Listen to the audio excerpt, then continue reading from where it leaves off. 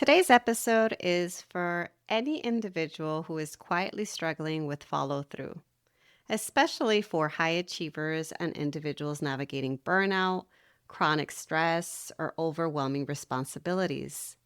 Today, we're talking about follow through, specifically why so many highly capable, intelligent, hard-working people struggle with consistent follow through even when they are so committed to their goals. Trust me, been there, done that. Maybe you've started projects with excitement and then you lost momentum later.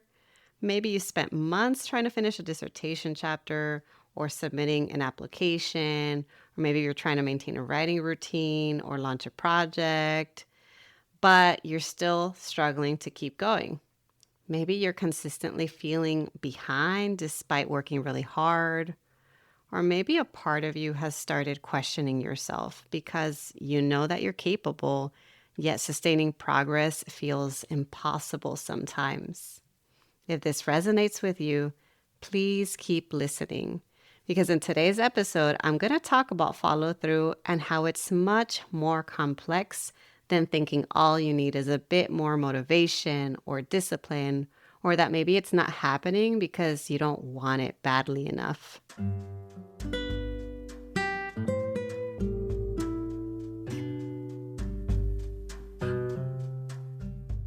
Welcome to the award-winning Grad School Femtoring Podcast, the place where first-generation BIPOC students and professionals can listen in on inclusive grad school stories and gain practical tools for sustainable success.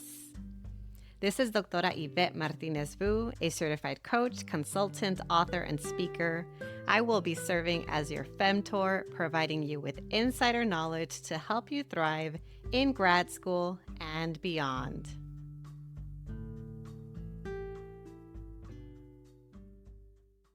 Welcome back, everyone, to another episode of the Grad School Femtoring Podcast. This is your host, Doctora Yvette.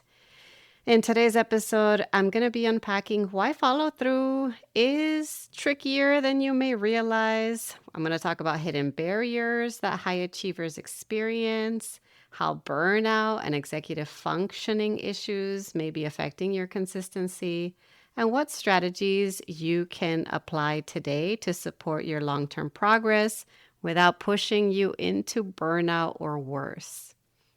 So let's talk about follow through. And I'm going to start by saying that follow through is not just about discipline.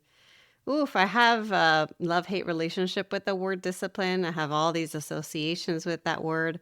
But I want to say that the biggest misconception about follow through that comes up in my work is this idea that successful people simply have more discipline. And it's one of those sayings that really annoys me. Why? Because in reality, follow through, or the ability to carry a plan through to completion, it relies on a wide range of executive functioning skills and environmental conditions, including planning, prioritization, emotional regulation, task initiation, working memory, focus, organization, and energy management. If you want to learn more about executive functioning skills, I am going to link 2 episodes where I did a deep dive on different types of executive functioning skills so you can learn more about them. But this episode, I'm not going to go in detail on each of the executive functioning skills. I'm just going to talk about executive functioning skills as they relate to follow through. And so executive functioning and the skills that help you to execute to get things done is central to goal-directed behavior. And differences in these skills can affect your follow-through, even if you're someone who's really smart or really motivated. You can be a high achiever who learned to succeed in environments that rewarded urgency, pressure, perfectionism, and even overextension. And that means that you're probably really skilled at surviving deadlines, responding to crises, and pushing through past your exhaustion. But survival mode is not the same thing as sustainable follow-through. They're 2 completely different things. I want to make that clear. And you don't have to follow through in survival mode if it's no longer working for you. The other thing that comes up is that educational and professional spaces often reward performance outcomes without necessarily teaching students and professionals how to build more sustainable systems that promote you reaching your long-term goals in a way that promotes your well-being. So for many first generation and historically excluded students, you've got the pressure of wanting to do well while recognizing that you've been taught to do well under survival mode. And then you have an added layer of pressure tied to a sense of opportunity scarcity and also institutional expectations that you're learning and trying to meet. And so it doesn't help when so many spaces that you're part of may be privileging hyper-independence and being able to understand the hidden rules. So all of this makes it harder to know which opportunity to accept and follow through on and which one to say no to. This pressure may mean that you might be carrying a mindset where saying yes feels necessary all of the time. You have no idea how many times I'm in a coaching session where I'm having them reconsider and reframe this idea of I have to do everything and I have to say yes to everything. And instead, what would it look like if you said no? What would it look like if you did less? So again, you may be feeling the pressure right now in this moment to maximize every opportunity, to prove yourself all of the time, to avoid disappointing others. Maybe you also have to financially support your family. Maybe you feel a strong sense of having to achieve this level of achievement to make it worthwhile for your family and those that come after you, especially when achievement is something that you associate with your sense of safety and stability. I'm sharing all of these things because when people say something like, oh, you just need to focus, or oh, you just need to be more disciplined, they are minimizing all of the challenges and conditions that make it so hard for you to follow through. You might be dealing with cognitive, emotional, financial, systemic pressures, and they might not be the same for you as everyone else around you. So we cannot really compare ourselves to those around us because we never really know what other people have going on. All we know is what's true for us. And another thing I want to say is that if you're a high achiever, a lot of times you might be trying to complete workloads that exceed your cognitive and physical energy. And this is also something that I see all of the time in my work, is that some folks will assume that they're being lazy or that they're not disciplined enough or that they have time management issues or that they are inconsistent, when really they are overloaded, and they are cognitively overloaded, to be specific.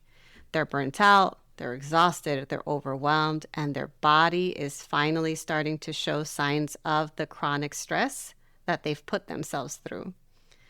And then if we add another layer, let's say you're neurodivergent, there's an additional set of challenges tied to your executive functioning skills that may make follow through more difficult for you.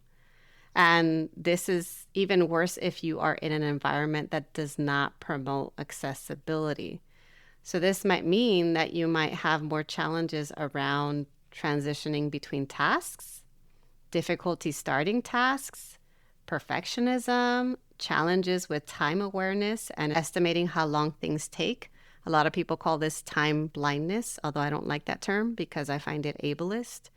You might also struggle with sensory overload, decision fatigue, or you might be someone who simply needs more recovery time after completing a cognitively demanding task. And so what I want to emphasize here, please remember this, is that intelligence and executive functioning skills are not the same thing. You can be brilliant, creative, insightful, so incredibly knowledgeable on specific topics while still struggling with task initiation, consistency, organization, or follow through. Those things can coexist. And then another major barrier to following through, especially among my high achievers, is perfectionism. There's so much we can say about perfectionism, what it is, why it happens, how it manifests, how it's tied to white supremacy culture. But I also want to remind you that perfectionism is tied to a fear of failure or judgment or making the wrong decision or visibility or disappointing others. And perfectionism often sounds productive on the outside, and it likely at some point helped you get to where you are today. But too much of it can create a sense of overwhelm that makes it difficult to get started. That's why for me, I consider myself a recovering perfectionist in that I no longer view perfectionism as something to pride myself on. Instead, I do have high standards, and there's a certain level of quality to my work that I expect, right? So when I prepare my notes for my podcast episodes, I want to make sure that I double check, that I fact check, that it's a good quality. But if I mess up on a word or two, or if I say one too many that's okay. It doesn't have to be perfect, right? And going back to how it applies to students and professionals, I see this happen all the time where perfectionism kicks in and they delay their writing because they feel like every single sentence that they write has to sound brilliant or has to sound academic or has to follow a specific type of jargon in their field. I've also seen individuals who struggle to get started on projects because they feel like they need to know every single detail before they can even start. Or another thing that I see so often, and I'm sighing here because it can be incredibly frustrating, is when I witness individuals who spend so much time planning that they never feel ready enough to begin. So they'll end up planning their entire dissertations for weeks or months at a time without ever writing a single word on the page. If you're craving focused time to make meaningful progress on an important project you've been putting to the side, I want to invite you to my Compassionate Accountability Retreat. This is a 2-day virtual retreat designed for graduate students, academics, and other professionals who want a supportive space to work, reflect, and move forward on their goals. During the retreat, we combine structured work sessions with coaching prompts, reflection exercises, and community support. Participants often use this time to make progress on dissertations, writing projects, grant proposals, and career planning. It's a calming and focused environment that centers sustainable productivity and compassionate accountability. Upcoming retreat dates are May 29th through 30th, August 28th through 29th, and December 11th through 12th. If you'd like dedicated time to move an important project forward, you can learn more and register at gradschoolfemtoring.com/retreats. So what do you do if you're like, me, you're talking about me, I'm struggling with follow through, I'm also a high achiever, please help me. What can we do? Here are a few strategies. I always mention this as a caveat. When I share strategies, it's meant to be descriptive, not prescriptive. What I mean by that is I want you to test them out, to iterate, and see what works for you. Take what works, leave the rest. So the first strategy I'm going to share is please reduce your cognitive load. Your brain should not have to be holding all of the things all of the time for you to function. Please externalize whatever you can as much as possible. Externalize your tasks, your workload, the things you need to remember. Use checklists or use a project management tool or write down the next steps clearly. You know how many times I tell clients that when they are working on a project that involves 3 or more steps and that they have to do 3 or more times to write down those steps? Why? Because I want them to reduce their cognitive load so that the next time they have to do it, they don't have to remember everything from scratch. Write down your next steps clearly. Reduce any unnecessary decisions wherever you can. And for this, I want to remind you that there's a reason why so many CEOs, as annoying as these people may be, they wear the same things every day. They eat the same things all of the time. Why? Because they are reducing their cognitive load. They have fewer decisions to make because they know what they're going to eat, what they're going to wear every single day. I'm not telling you to do that yourself, but I am telling you to reduce your cognitive load in some way, shape, or form, including reducing the number of decisions you have to make all of the time. Also, get specific with your tasks. What do I mean by that? Instead of writing, oh, I'm going to work on my dissertation on Tuesdays, Thursdays, and Saturdays, instead say, okay, Thursday, I'm going to revise 3 pages of a very specific section within my second chapter. Or on Saturday, I'm going to organize my citations for this section, and I'm going to also draft the introduction paragraph for the next section. You see what I mean? You want specificity because that'll reduce your overwhelm, and it'll also lower your cognitive load. Next, I want you to match your goals to your current capacity. A lot of people plan based on this idealized set of conditions that may or may not ever happen, instead of planning according to their current capacity.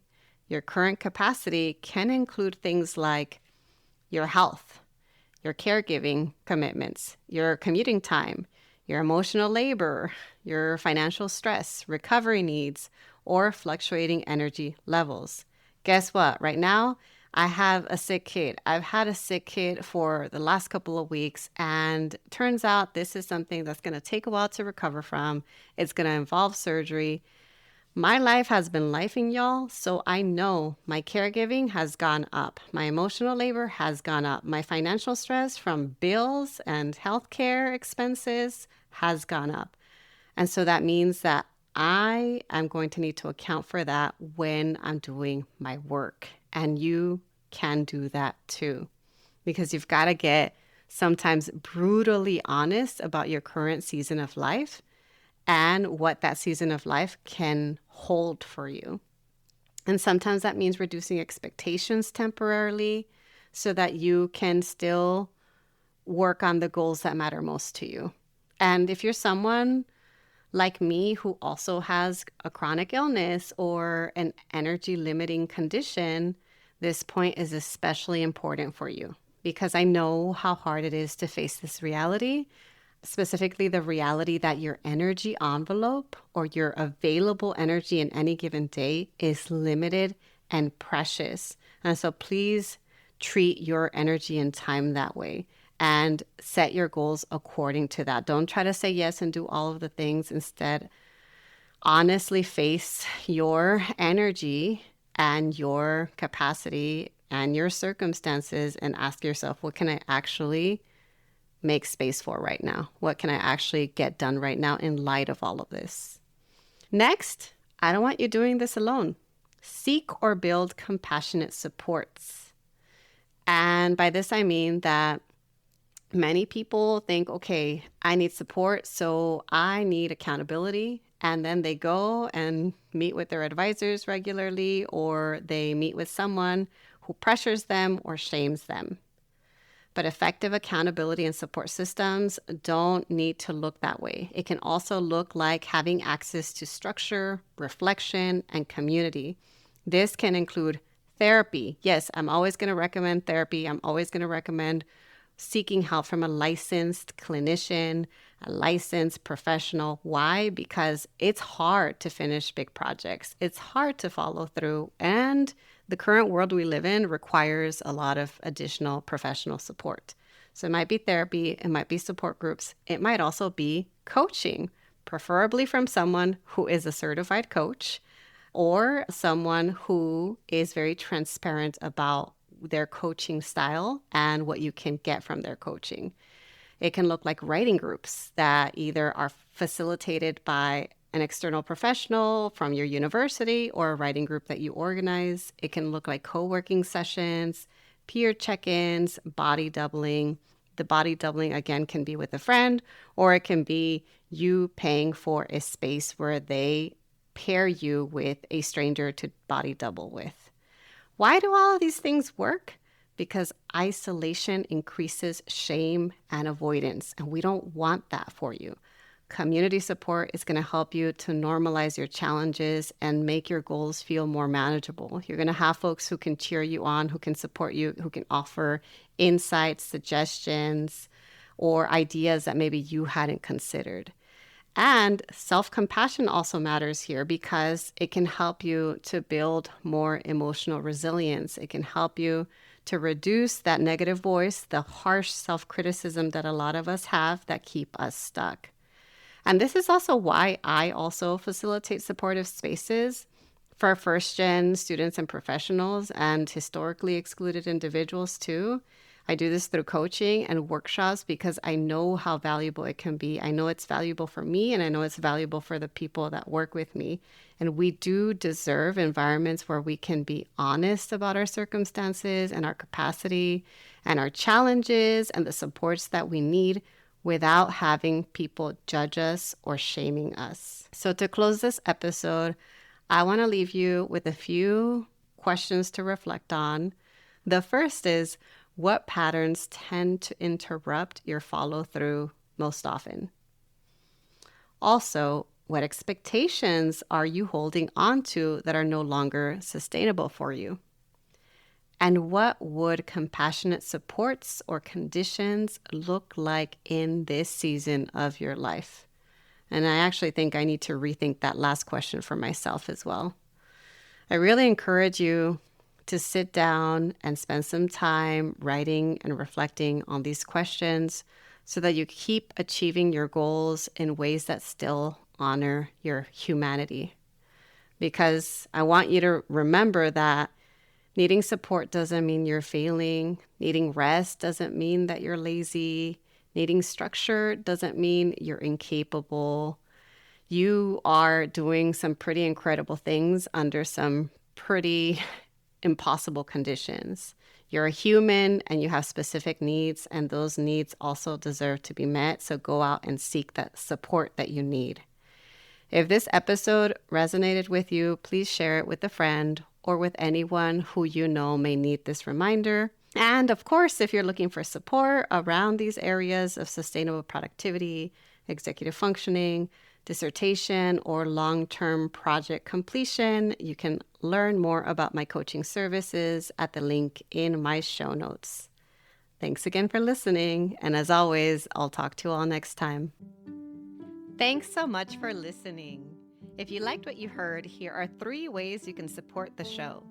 The first is to make sure you're subscribed and leave a review on Apple Podcasts. The second way is to get your copy of my free resource kit linked in my show notes. This kit includes tools, worksheets, and curated podcast playlists to guide you through applying to and navigating grad school. The third way to support my show is by joining my email newsletter, where I share key takeaways and additional resources.